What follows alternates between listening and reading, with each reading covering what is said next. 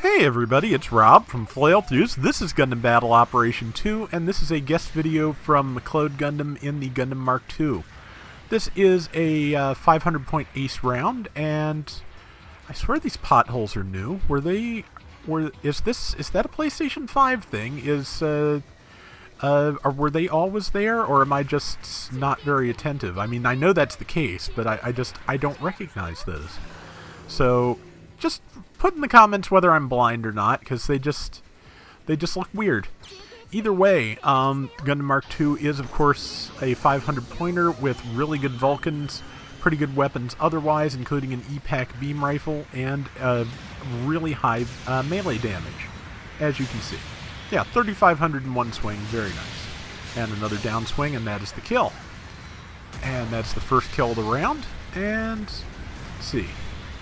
I think somebody just managed to tag the pilot, though, which is good. And up. Okay, yeah. And that is a camper, which actually might be a tough fight, but not when it's surrounded and fighting 3-1. Okay, yeah. So there's that, and moving up. Yeah. So far this is going really well. Good beam rifle, a beam saber shot. Okay, I did not expect that melee to take. Very nicely done. And let's see. Just waiting for it, and it missed. And good shot. And yeah, this one's going really fast. So let's see. Of course, the Mark II also has a birdlime launcher, much as the Rick Diaz and Yakushiki do. That's something that a lot of the earliest Zeta Gundam mobile suits had.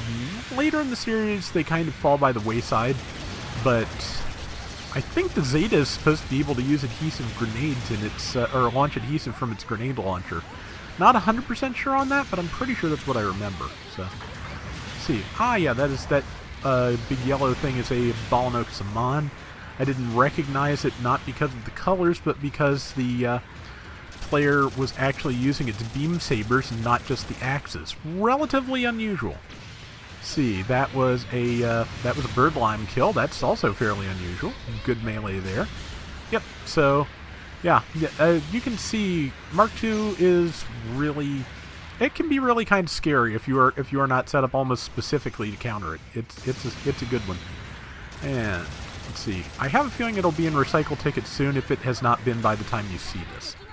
But let's see. Pulling back, missed with the lime, and see, got that shot behind the person that was attacking. Got the kill back there. Very nicely done. Downswing on the feet. 3,400 damage. Yeah, the Mark II, again, Mark II is just really good. See, got that knockdown. And another. Yeah, it is something else. And another kill. I think it's fair to say at this point that McLeod is going to be the ace. I got the assist there, so. And let's see, that is a fellow Mark II. Can tell most easily in a hurry by the shield. That's a fairly distinctive shield. And good tackle. And there's another Mark II about to come up right next to him. Good knockdown there. Somebody else will get that kill. But yeah, right now it is kind of a runaway. Let's see. He told me it was a fairly close match, so be interesting to see how this evens up as things go on. Let's see, that's Mark II. It just used its dodge roll, so good time to be moving in on it. And good shot there. DJ got out of the way. Good coordination. That is a kill. And over there, I think is about to be a kill. Again, the Mark II has Vulcans with like 100 rounds and a lot of damage. Good time for the rifle to come back. Another kill. I have lost count of how many he has made so far, but it is definitely a number, and I think a pretty good one. See, that Gelgug managed to pull back a little bit, but it did not manage to evade because it's a Jaeger and has no dodge roll. It's about to die. Gutsy, but it did not work. There's not much else you can do when you're surrounded, though, than just try something and hope. You know, basically, when you're that surrounded and everybody is and that close to death, you just hope somebody has made a mistake and it's not you. Let's see, can he make that Vulcan shot? Let's see. I believe they're kind of behind the pylon. Okay, nope, that might make it. Again, plenty of rounds to try with, and he got it. So, And the ace is about to be chosen. I am, again, pretty sure it's going to be him with the way he has been going off. And, yep. Okay, he has very low health, though, so he's going to have to be careful. But, again, that's, you know... Oh, boy, out of feet, too. That's a bad combination. If they had noticed him rather than gone for the ball and oak, he'd already be dead. But now he's dead. So, yeah, this is probably where they start to make up a little ground, because...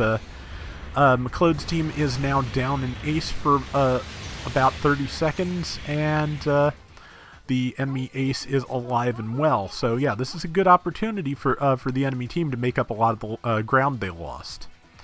McLeod's team, with the exception of the raid, is doing a pretty good job of sticking together, which is good. They're in the same basic neighborhood at least, which...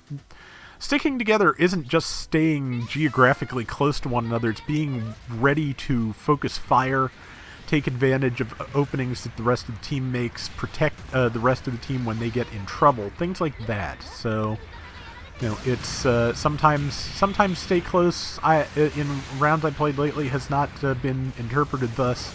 It has been interpreted more as please exist solely in my colon and block my shots until the enemy starts focusing me, and then vanish into thin air. That's just one of those things of, you know, of random rounds, but yeah, they are going to make up some ground here because he's surrounded. I'm amazed he lived to get up, but he's got no feet. Good tackle, and didn't have time to fire, and backswing on the beam saber caught him. So yeah, 1360 to 1370. That's, again, pretty good work, actually, by this enemy team making up the difference, but see how it goes. And, yeah, about 10 seconds to respawn, 1 minute left in the match. It is going to be a close one, but, again, this can be made up, especially like that. So, yeah, the enemy ace is gone, which means they have an opportunity here to keep that lead. Depends on how quickly the enemy team manages to wear down some of those people low on health, though. They're more split up than I expected from how effective they seem to be being. But he's got a couple of good targets there, so one of which is the Jaeger, which hit him pretty well, but didn't hit him in the legs, fortunately. See, there is somebody over there. Yeah, Jaeger doesn't have much in the way of instant stuns, but doesn't have charge time, so that's a good opportunity there. Caught the camper, killed the camper, very nice. And with 15 or so seconds left, he might be able to get 1 or 2 more kills out of this. If that person does not kill that, he's got it. Yep. Very, very nice, rally in the last few seconds here where they are making things up pretty well.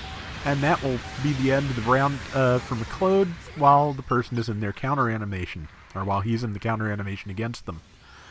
And yeah, that was an excellent round. I am looking forward to seeing the final stats. As frequently happens when you have a good 120,000 damage, very nice, and 9,100 points out of 21,000, excellent.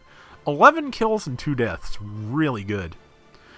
But yeah, that is going to do it for today's Gundam Battle Operation 2. We will be back soon with more, so till next time, everybody take care and have fun. Later!